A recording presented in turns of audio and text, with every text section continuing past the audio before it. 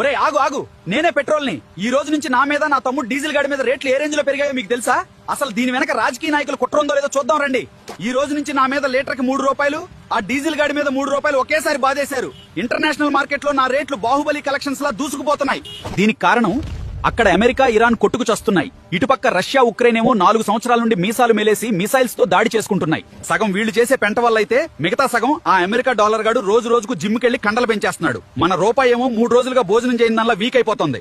ఇక మిగతా సగం పెంట మీదే. ఇంట్లో పెళ్ళం ఏవండి కొత్తిమీర అయిపోయింది అనగానే 10 రూపాయల కొత్తిమీర కట్ట కోసం 100 రూపాయల పెట్రోల్ బొక్కబెట్టి ఊరంతా బలాదూర్లా తిరిగి వస్తారు.